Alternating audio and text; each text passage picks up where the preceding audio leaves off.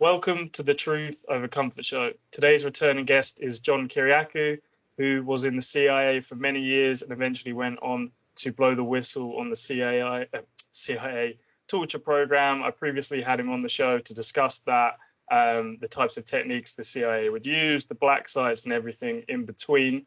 I thought this time we could just have more of a general chat, as I was saying before.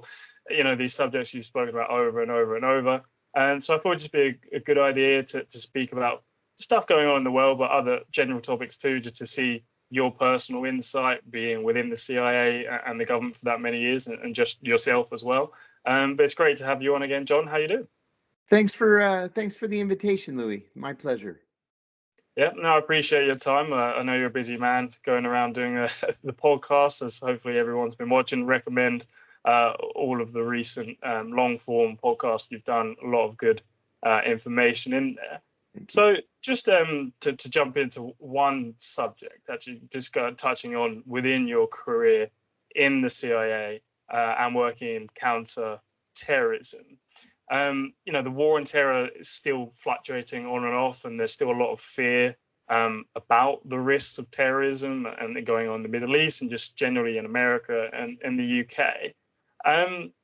People have a lot of different ideas about the causes of terrorism. You know, the classic kind of cliche joke line of George Bush about they hate us for our freedoms, which I don't know how many people really believe that. And then you have people who believe, you know, it's an issue not just with radical Islam, but just Muslims in general. They're a violent religion. And then there's a lot of other ideas and stuff that gets left out. But within the CIA and with the intel reports you get, what are the causes of terrorism? Do they expel a different view when they speak to the public, to the information you get for the reasons for certain attacks? What is some of the causes of terrorism in your professional view?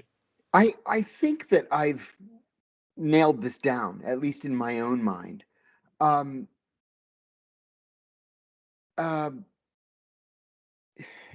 Number one, lack of access to education. Number two is lack of economic development. And I'll tell you, I got that straight from the horse's mouth. When I was the chief of CIA counterterrorism operations in Pakistan, we captured so many Al-Qaeda fighters. I say fighters, like low-level grunts, 18, 19, 20 years old. And they all told exactly the same story. They said that they were from some isolated village in their home country.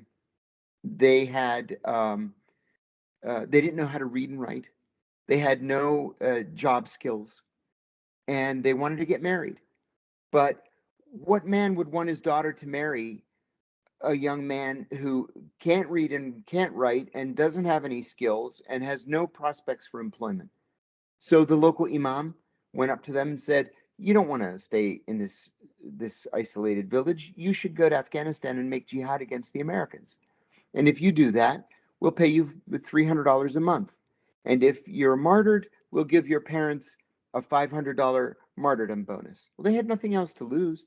They couldn't find the United States on a map. They didn't know anything about American foreign policy. They were just poor and uneducated and unskilled. So for the most part, I'm going to say, 80% would never have turned to terrorism. Probably didn't even realize they were involved in terrorism. They wouldn't have turned to terrorism had they had educations and job opportunities. For the other 20%, I really believe that their decision to turn to terrorism was a response to U.S. foreign policy. You know, several Al-Qaeda fighters, mid-level Al-Qaeda fighters, said that they had no problem with the United States until they saw video of Israeli soldiers with their boots on the necks of Palestinian women. And they blamed the United States for its blind support of Israel. So it was our foreign policy. I really believe that if we had a more balanced foreign policy, and we really did make use of foreign aid to encourage economic development with no strings attached, we wouldn't have these problems that we have.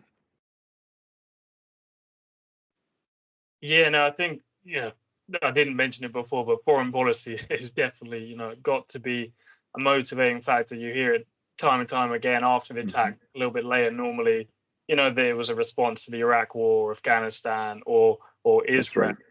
Right. So just, but you don't think there's anything to do with particularly Muslims in their religion. It's more, those seem to be the groups of people who are constantly attacked in the Middle East. It's not that Muslims are a violent religion. It happens that these people call it Iraq, Afghanistan, Syria. Oh, no. I've studied Islam. I have a degree in Middle Eastern studies with a focus on Islamic theology. I studied under some of the most important Muslim scholars in the West, and served most of my adult life in the Middle East.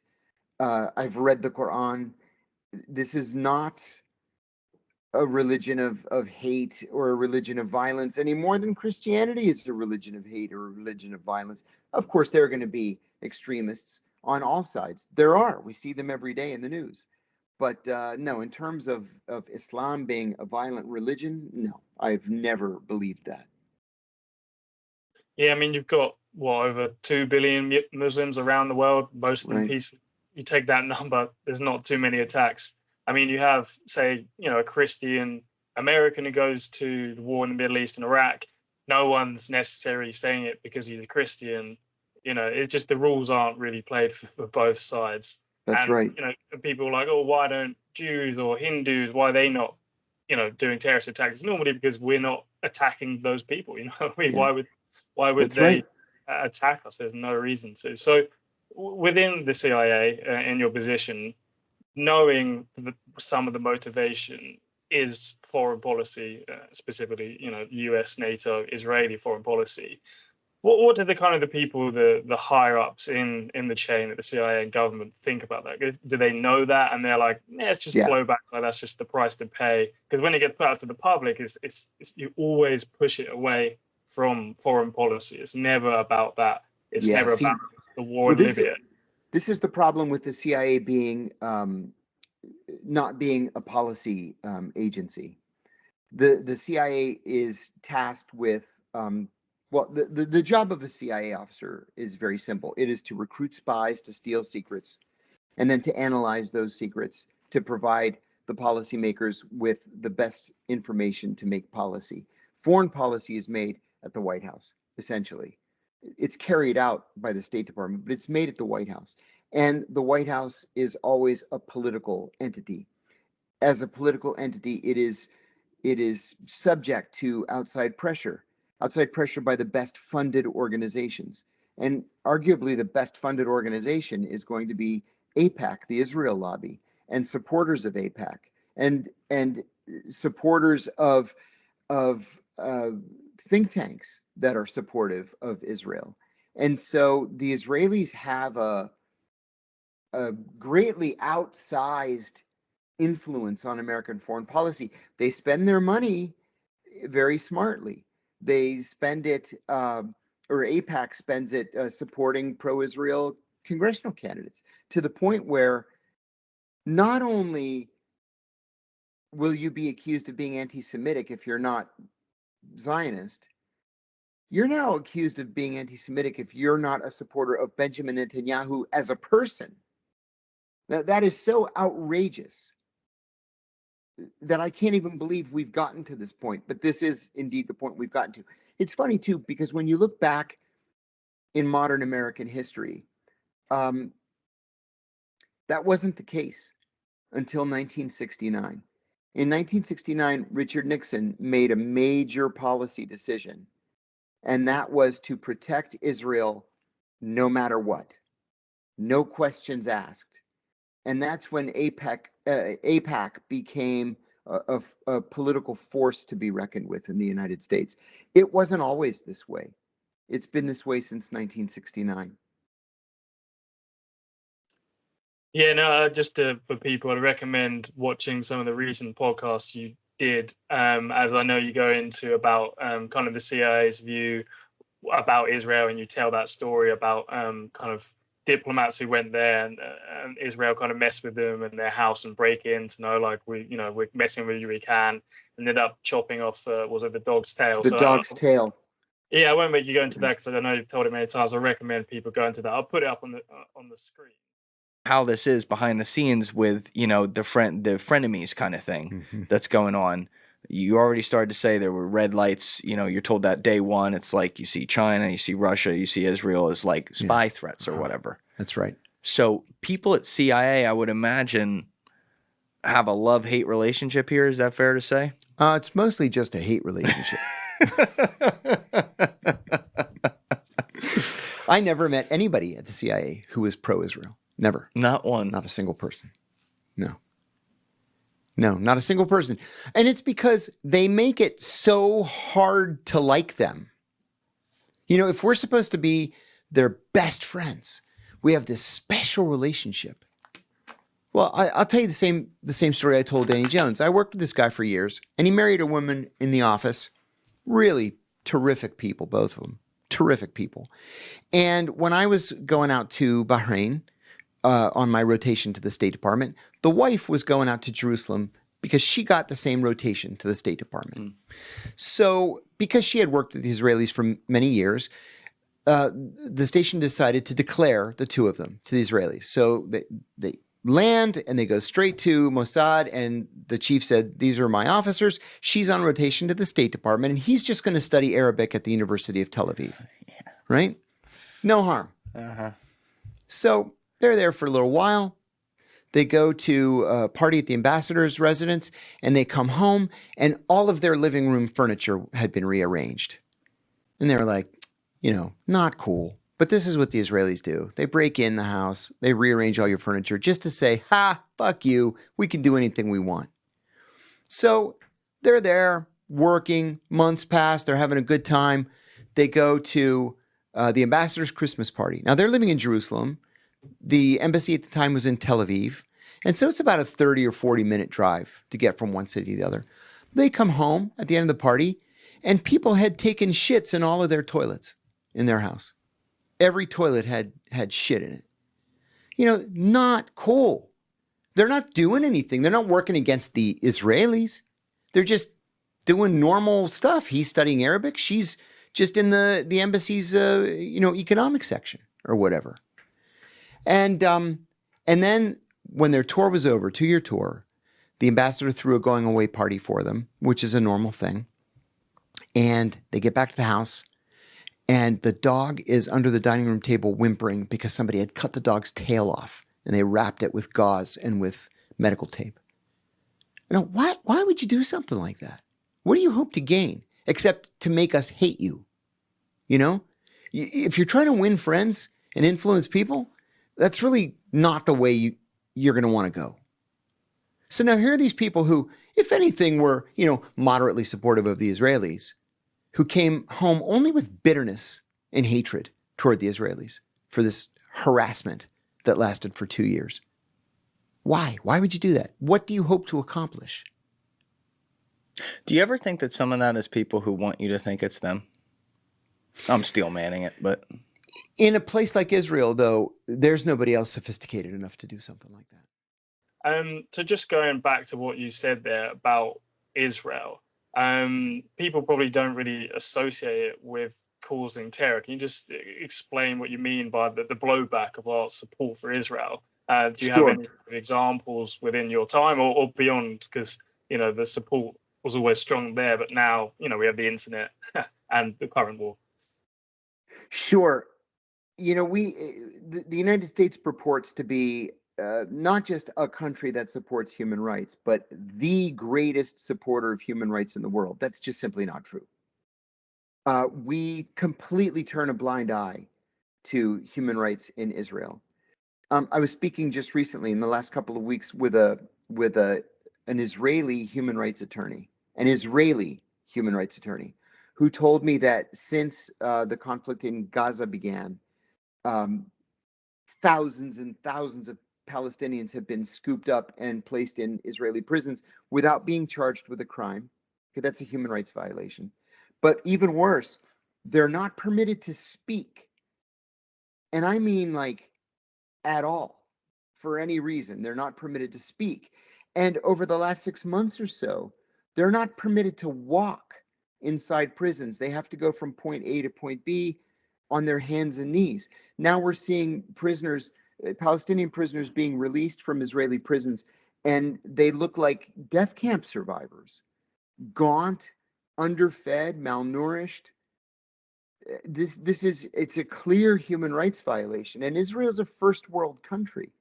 It's not like they don't have enough food to go around. This was a policy decision to not provide prisoners with food. So this is a thing that I hate about the American media too, is they always talk about Israeli hostages and Palestinian detainees.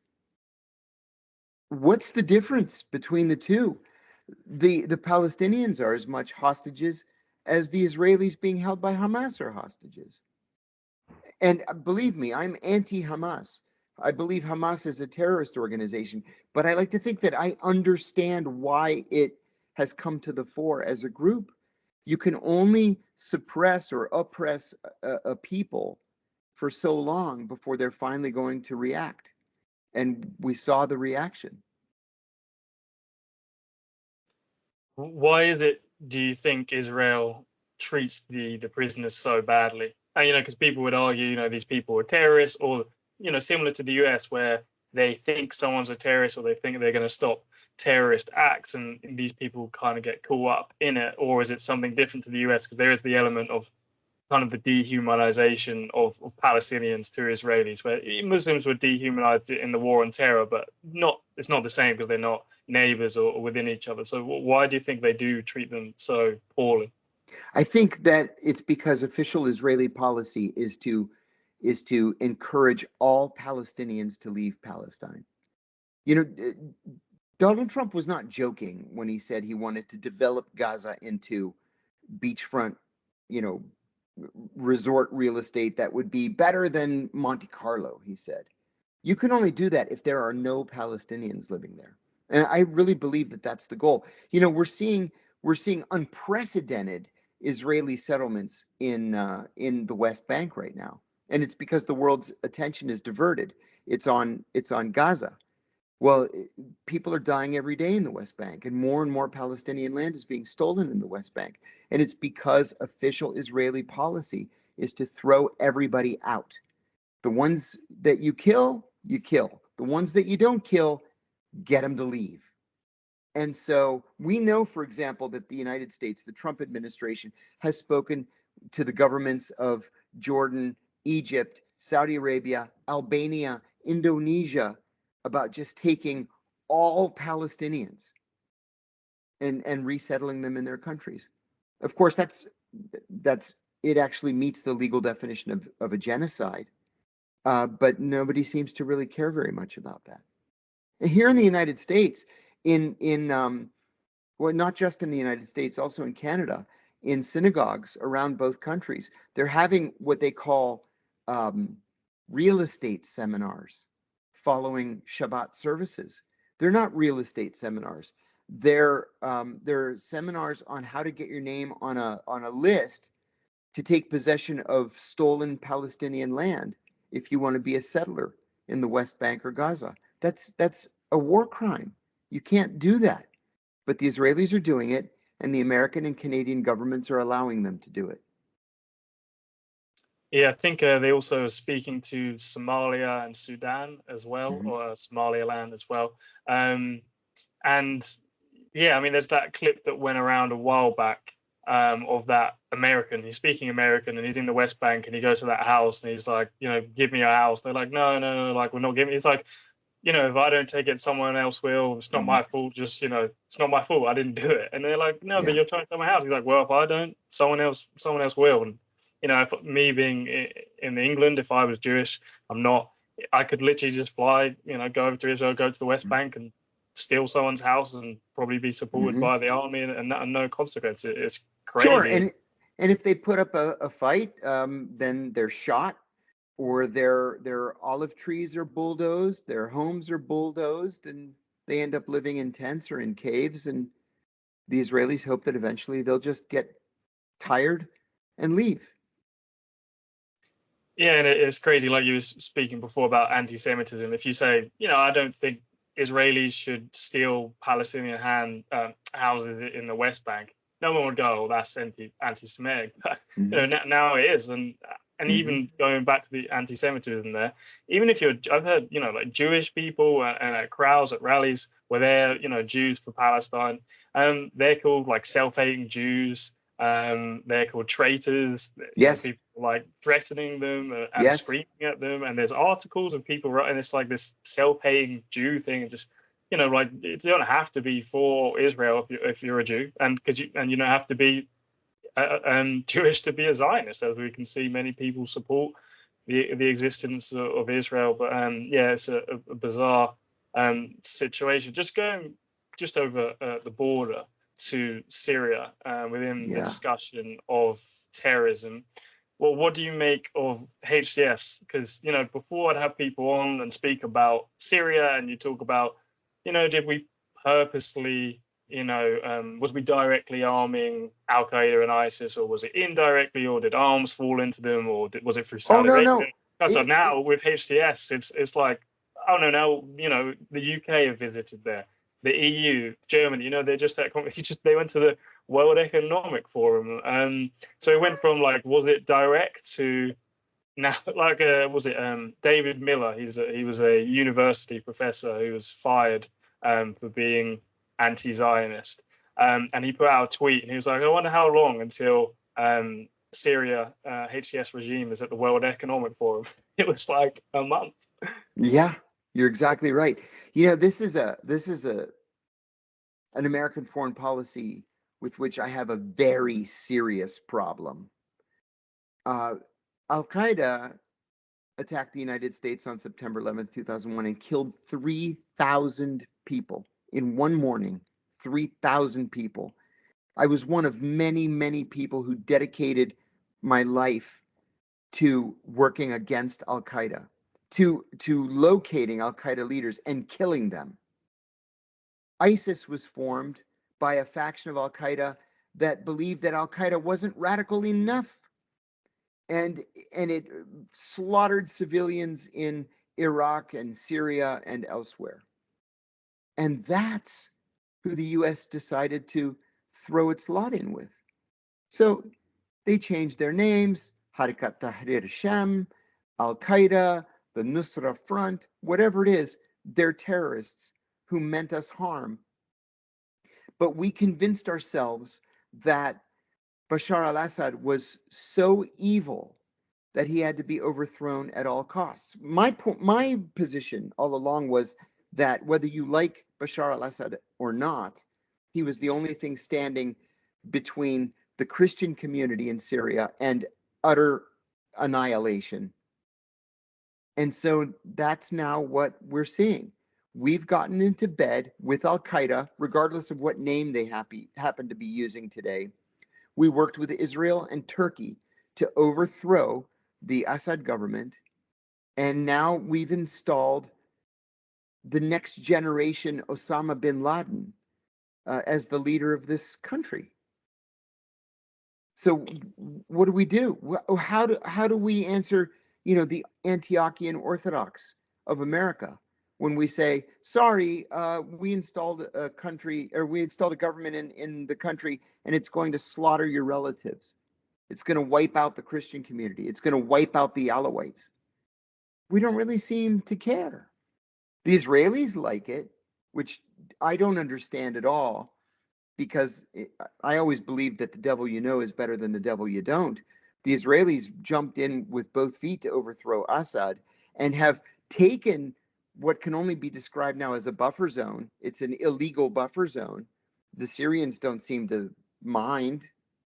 And the Israelis love the fact that the Syrians are now at war with Lebanon and Hezbollah, rather than being the conduit between Iran and Lebanon and Hezbollah. So I'm not seeing any good news at all coming out of Syria. Nothing. Yeah, and as we just saw the HTS men on the ground go after the Alawites and kill them, and then right. a week later, HTS's foreign minister, Syria's foreign minister, is at an EU conference, and they're putting up money for them, and it's like, That's interesting. I actually spoke to Carl Anslone about this when everything was going on with HTS, and maybe you're better to put the question to. How do you think Jolani went from this person who went to fight in Iraq and he was within ISIS rank and then gets sent to Syria, and the goal is, the long-term goal is to destroy the American empire and kill Americans, to now being at the World Economic Forum and taking money from the West and turning a blind eye to Syria, to Israel, letting them take land. Channel 4 asked one of the Syrian spokesmen, Israel did 500 strikes today. Is that an issue? And he's like, we just basically didn't want to speak. Can I get your reaction to these Israeli airstrikes? We've had over 300 now. Our priority is to restore security and services, to revive civilian life in institutions and care for newly liberated cities.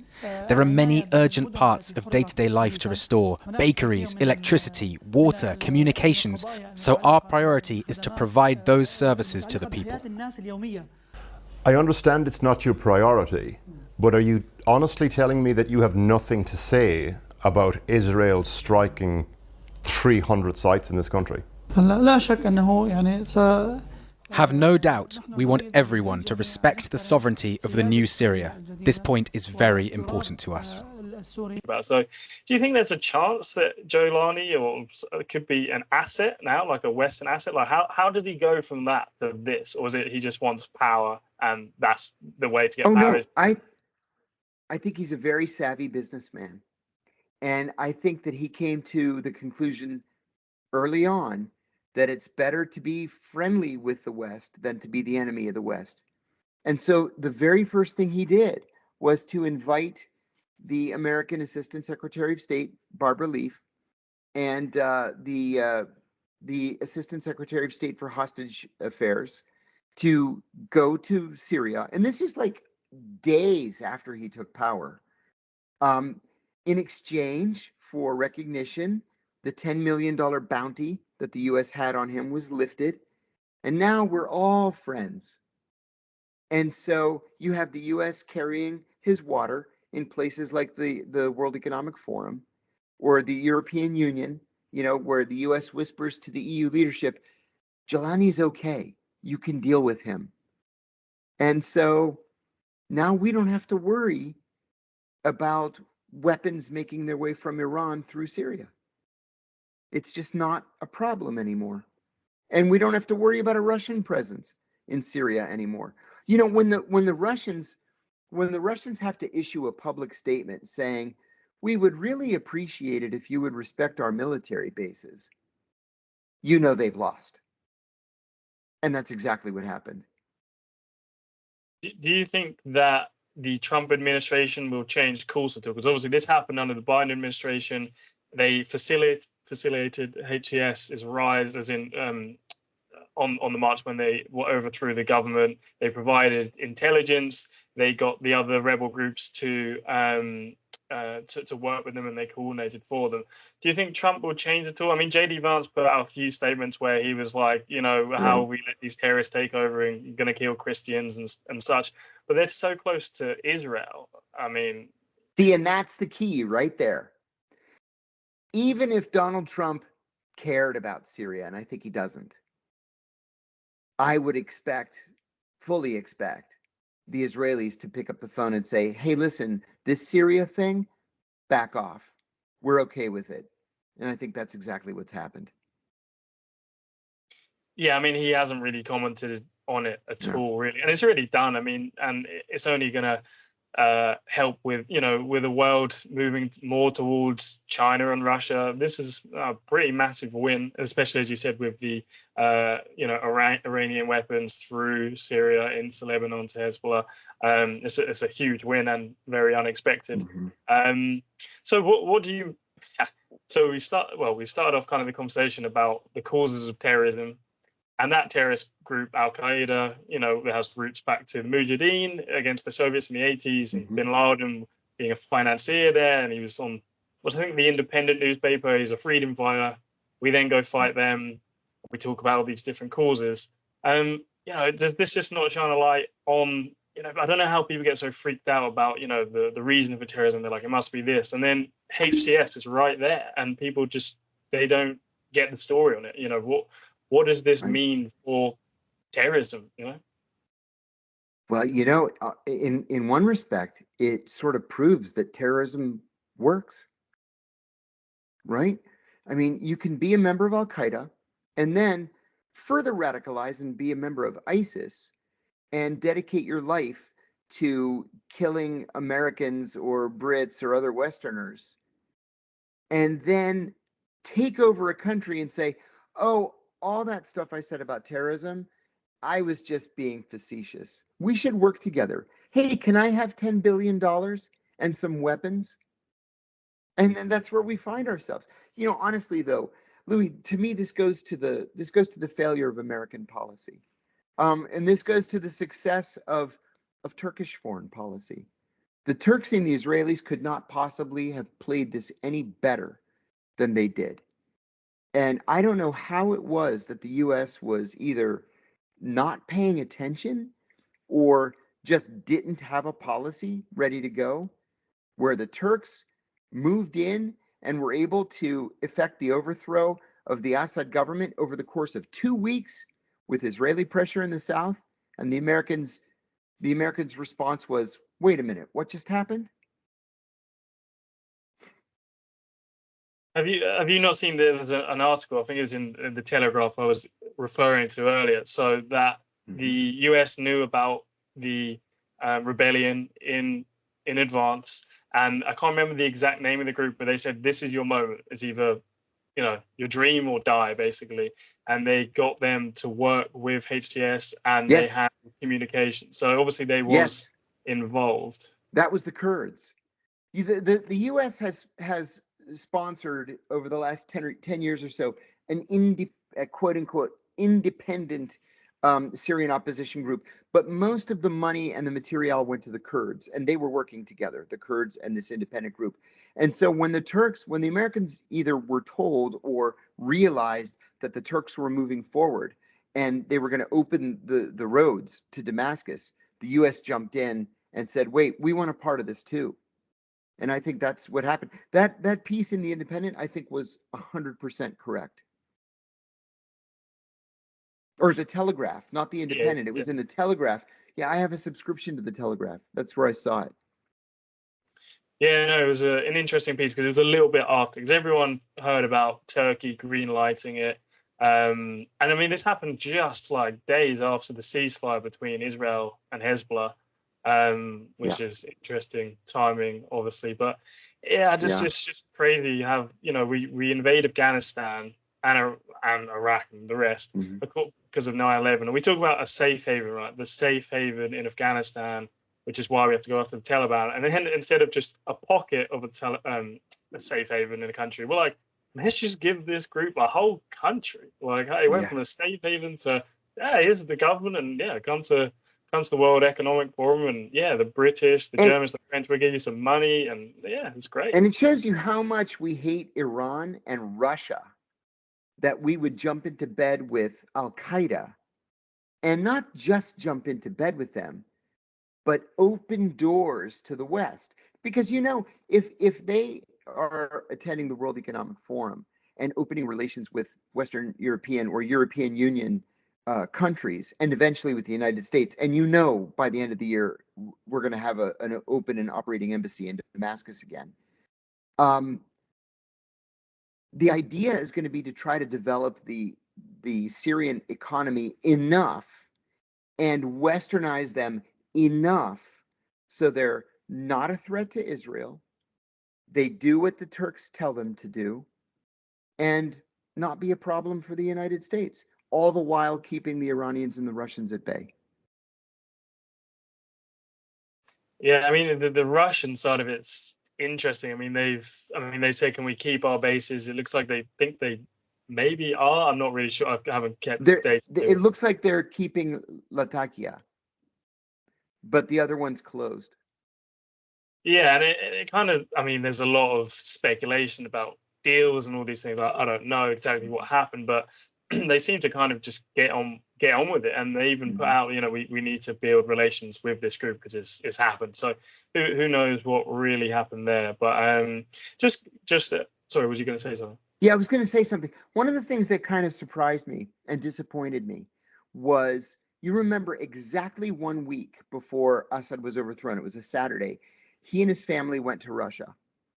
And the plane returned the next day, but only Assad was on it. His family remained in Russia.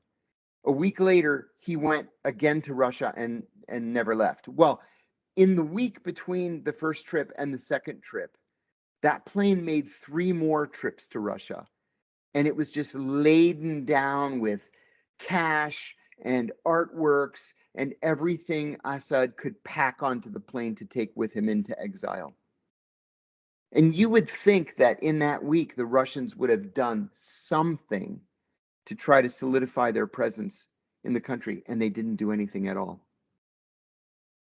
Yeah, who knows? Maybe some information will come out. I mean, I know the UAE were leaning on Syria to not be as close with Iran, and the US were apparently involved in that. So, I mean, who knows what goes on behind the scenes? Because the UAE and Saudi Arabia had normalized ties with Assad, and they didn't. You took the words right out of my mouth. Yes, I was going to say exactly the same thing just now. Yes, yeah. This was kind of a well-coordinated event. The pressure got to be so bad that Assad just couldn't do anything to save himself. Yeah, it's true, because I thought, I wonder what Saudi Arabia and stuff think, because they spent all this money trying to overthrow him, gave up, normalized ties, brought him back to the Arab League, and then he gets overthrown, and then I'm like, I wonder how they're going to play it. And then within a month, HTS, his foreign ministers, getting a nice warm welcome in Saudi Arabia, in the kingdom. So there you have your answer. I mean, whether they was involved, it's we're getting on board with this. I mean, we tried for years, and someone else did the job for us, and we reap the fruits of it. That is it. I see it exactly the same way. And just going to, I guess, another general thing within the CIA and government, we're constantly told about democracy, and we care about democracy, which is why we care so much about Ukraine and all these other places. But we see from World War II onwards, constant coups, constant meddling in governments, friendly governments, elections, everything. I mean, what was the view inside the CIA about this sort of thing? I mean, I guess also just on a personal level, I mean, did you know this stuff had happened before with these coups? Did you put it into the context of the Cold War? What was your kind of view then? Oh, sure. Well, what you're led to believe when you're a young recruit was, that stuff all happened, but it happened before 1975. 1975 was the Church Committee and the Pike Committee and the exposure of the family jewels. We don't do that anymore. Well, we do it still, but only when we really, really have to. Only when it's to protect Americans. Okay, yeah, we do it all the time. So it's on a much grander scale post 1975. It's, invade Afghanistan, overthrow the Taliban, which was never a threat to the United States, by the way, and install a democracy in a country that has no history of democracy and has no idea how to make one work. Invade Iraq, and when somebody asks you why you invaded Iraq, just say something about weapons of mass destruction and terrorism, and they'll just forget about it after a while. We tend to still do it, but rather than just encouraging a military coup, like we did in Greece, in Dominican Republic, in Guatemala, in El Salvador, and some in Chile, and so many other places. Now it's supporting the full-scale invasion and occupation of a country, which just simply doesn't work. And another thing too, and I've been kind of consistent about this, is there's always blowback, always. And it's like nobody thinks about the blowback and how damaging this is going to be. I've told this story many, many times, but the day before we crossed the border and invaded Iraq, I was a note taker in a principals committee meeting that was chaired by the vice president. It was Dick Cheney at the time.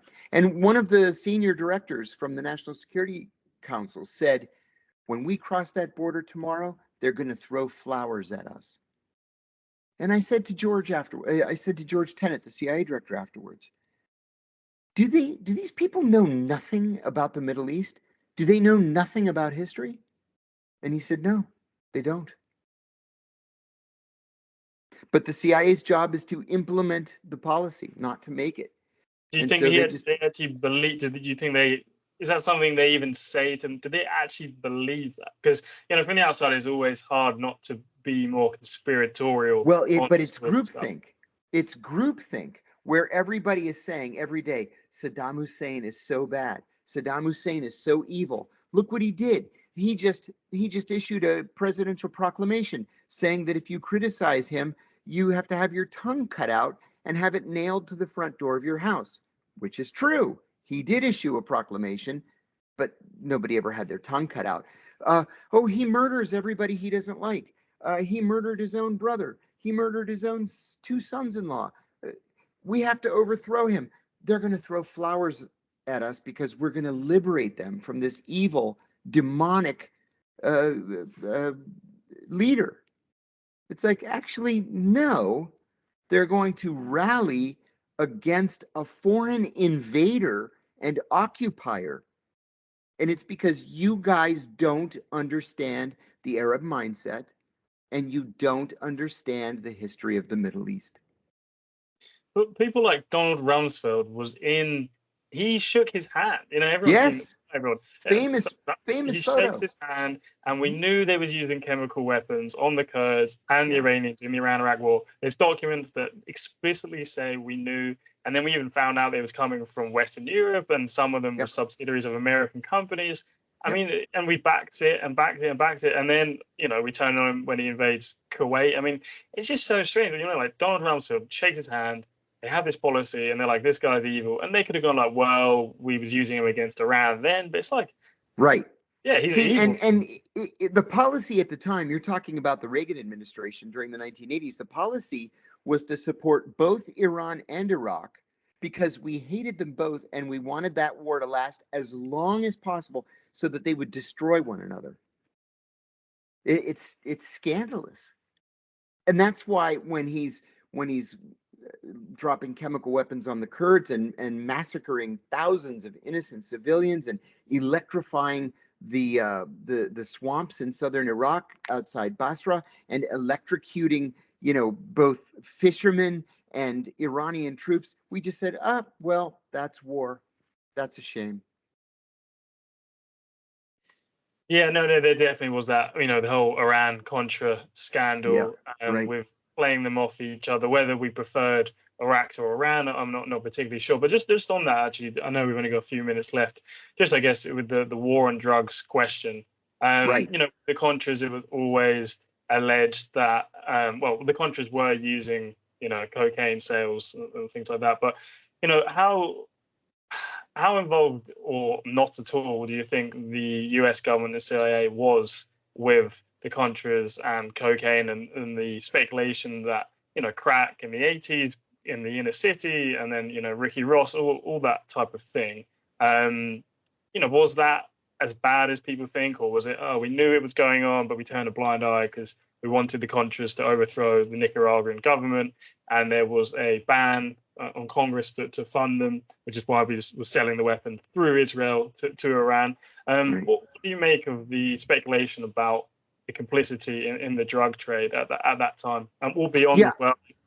I think the latter is the truth. In the interest of transparency, I was the script advisor on the film Kill the Messenger, which was about CIA support for the importation of cocaine from Central America that found its way to Los Angeles and launched the crack epidemic. I believe that was the case. I've never believed, and I don't think that there's direct evidence, that the CIA ran the program. I believe that the CIA facilitated the program, allowed it to happen, turned a blind eye, and just said, hey, drugs, that's DEA's problem. It's not our problem. Our problem is we need to defeat communism in Central America. So yeah, when you see shows like Snowfall, for example, which I think is absolutely brilliant, just about all of the storyline there is true. Yeah, no, I think I've heard of the show. I have to give it a watch. And would you think it's the same again? Because we have in the 80s crack cocaine, and then in the early 2000s we have the opioid crisis, and then everyone's seen the graph. Into year 2000, Afghanistan, opium's down, down, down. We invade, it goes up, up, and up, and up. And again, that can just be within the chaos. And there's this guy who we need on our side, so we turn a blind eye. Do you think similar situation again? No, actually, I think it's the Chinese that are pushing opioids into the United States. Well, it's also Big Pharma.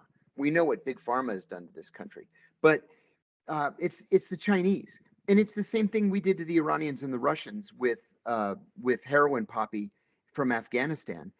93% of the world's heroin was being produced in Afghanistan while the U.S. occupied the country, but all of that heroin went to Iran and Russia. And we wanted them to be addicted to heroin because it weakened their societies. It weakened their cultures. Well, the Chinese aren't stupid. They see that our society is weakened with the importation of opioids and fentanyl. And so it's in Chinese national interests to push fentanyl across the border. I think that's what we're seeing. And a lot of the heroin as well came from Afghanistan, did go to Europe as well. Yes, in that period. But That's right. you've given me plenty of time here. I always appreciate speaking to you. My pleasure. Good to talk to you.